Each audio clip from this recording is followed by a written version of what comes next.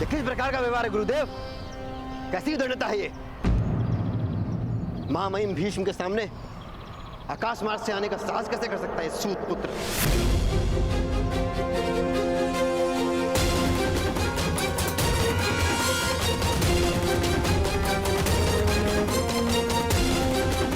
महामहिम गर्व से ऊंचा देख सके, इसीलिए आकाश मार्ग से आया हूं।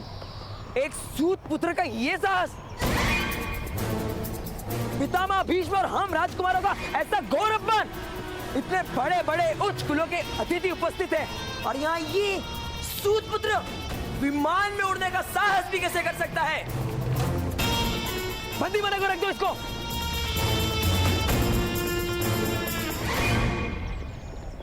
राजकुमार, सूतों का क्या कार्य होता है? रथ चलाना, अर्थात वाहन चलाना। हाँ, वाहन ही तो चला सकते हैं सूत। तो ये क्या है राजकुमार? वायु में गति करने वाला वाहन ही तो है। आपको कोई दिव्य पक्षी तो दिखाई नहीं दे रहा ना?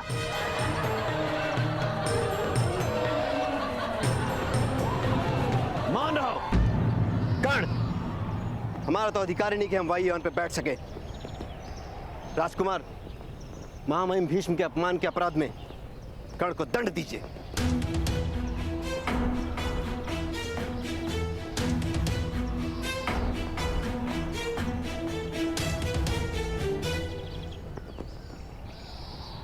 कर्ण, वायु वाहन बनाने का ज्ञान तुमने कहां से प्राप्त किया?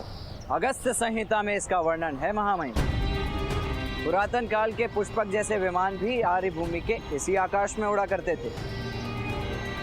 भगवान राम भी ऐसे ही विमान में बैठकर लंका से अयोध्या पधारे थे। और वैसे भी ज्ञान के मूल का क्या महत्व? ज्ञान का फल आपके सामने। सूतपुत्र,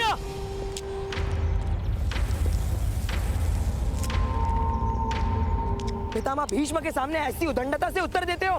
मूर्ख! मैं उनका अपमान नहीं सहूंगा। इसका मस्तक काट दो सैनिक।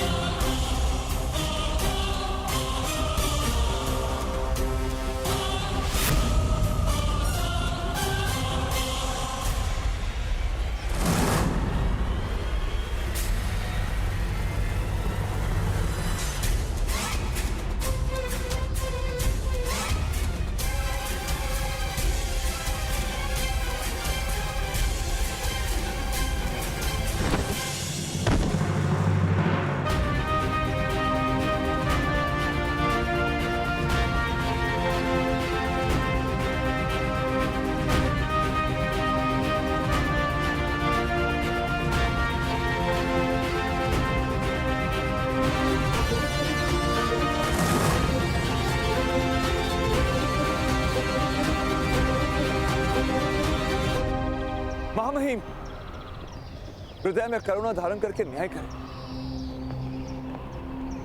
मैं विनती करता हूं।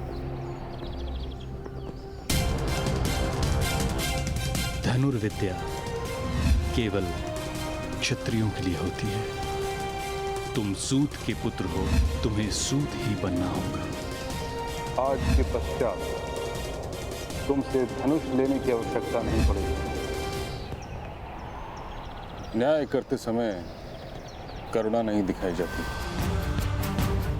सत्य और परंपरा का विचार किया जाता है।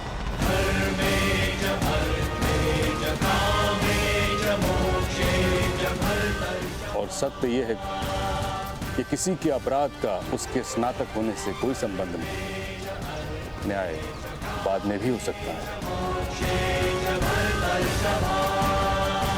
दुशासन, तुम अपना स्थान ग्रहण करो।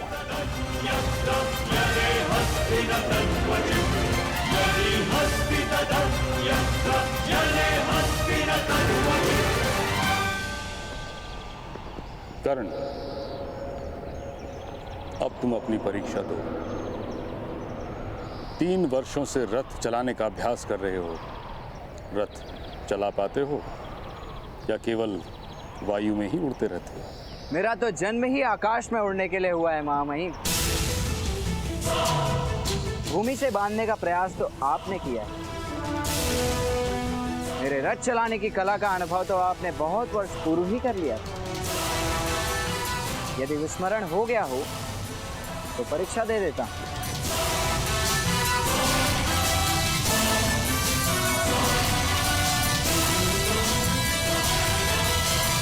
कर्ण पुत्र, अपना रथ ले आओ।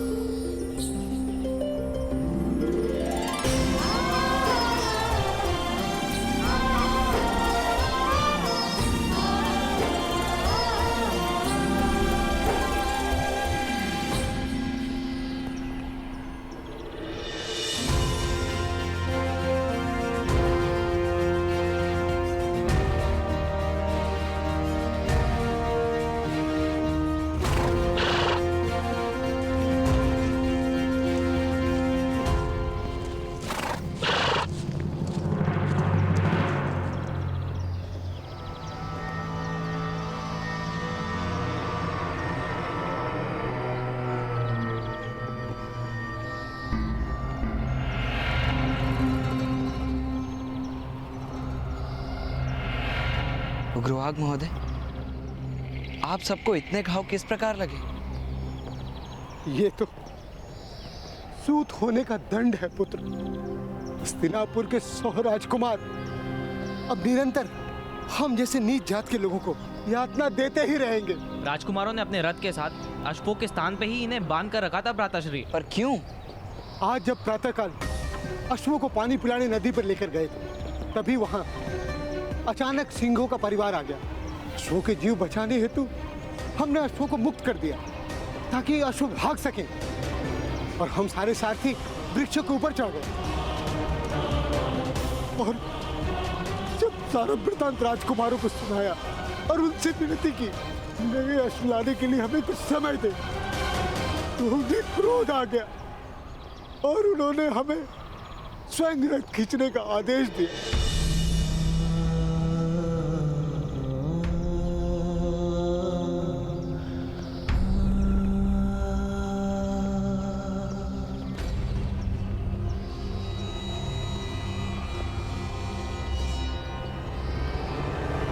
दोष राजकुमारों का नहीं, आपका है।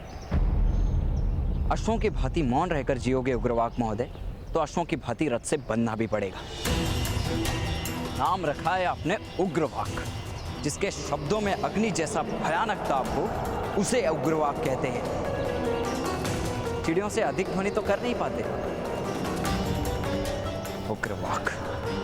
किंतु हम कर भी क्या सकते हैं? घाव सहन करने की शक्ति दी है ना ईश्वर ने। अब अंतर में घाव करने का साहस भी जन्मा लो। कोई क्षत्रिय अन्याय नहीं कर पाएगा। सर्प ना बन सको तो नेवला बनो। चूहे तो सर्प का भोजन ही बनते हैं। यदि हमारे पास शस्त्र उठाने की स्वतंत्रता होती तो क्या कर लेते उग्रवाक महोदय? शक्ति शस्त्रों में नहीं होती, भुजाओं में होती है।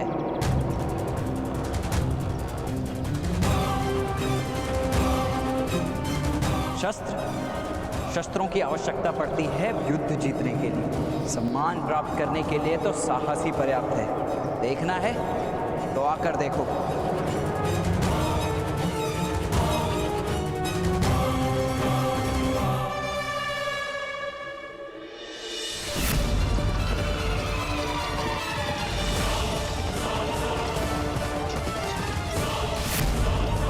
वाले मार्ग का चयन किया है ना? रथ में बैठना सरल नहीं।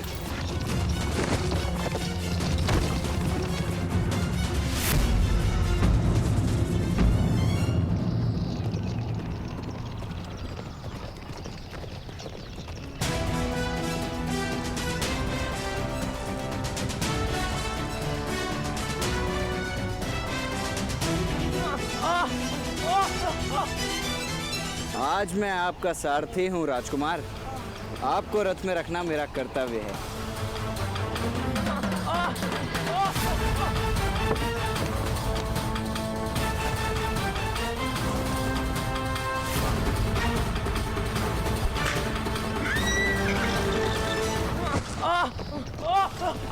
महारथी, रथ को पकड़ के बैठिए। क्षत्रिय वंश को पकड़ने से सुरक्षा नहीं होती।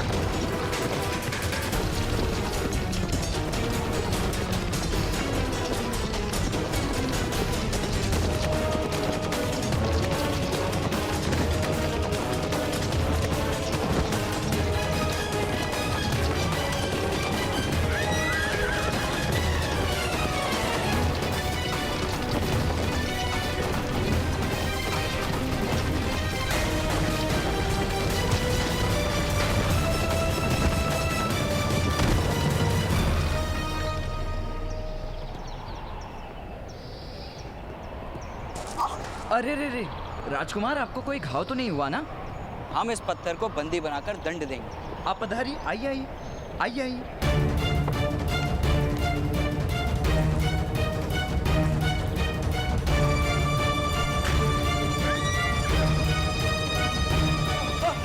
राजकुमार, ठीक से खड़े रहने का प्रयास कीजिए, कहीं आपके कारण मैं पराजित ना हो जाऊं।